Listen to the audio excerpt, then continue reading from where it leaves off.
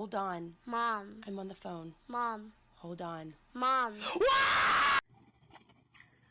Okay, so as we look at that video, right, it's like ha ha ha, he, whatever, you know, right? And it's funny.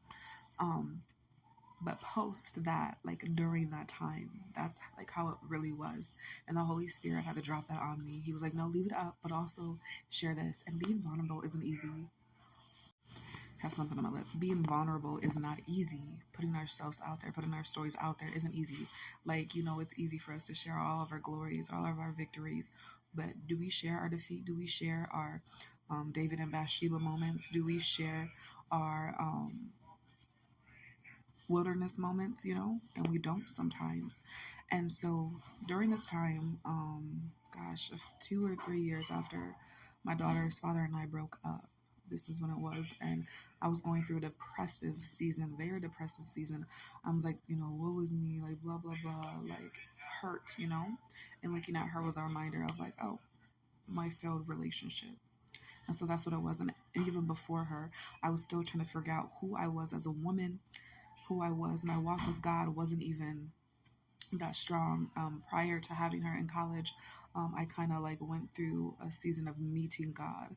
I got rebaptized in 2018, but I was still very, very lukewarm, very on the fence, very in the world, doing this, drinking, smoking, probably very promiscuous. After, you know, her dad and I broke up, I was just like, okay, well, I can go do me too, you know, and filling up on the wrong things, sex, drugs, glorification of self. That's what I was doing. And TikTok was like my life at the moment. That's why I had to go back and delete all my old TikToks, create a new name, because I used to call myself Goddess J. And I'm like, I am not a god. I am a child of the Most High God. And that's it.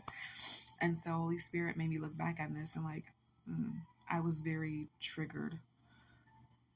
I was always told myself growing up, like, I'm never going to yell at my child or spank my child because, you know, I seen, you know, people get whoopings all the time and I got yelled at and I hate getting yelled at and I would rather get whooped. But that was me.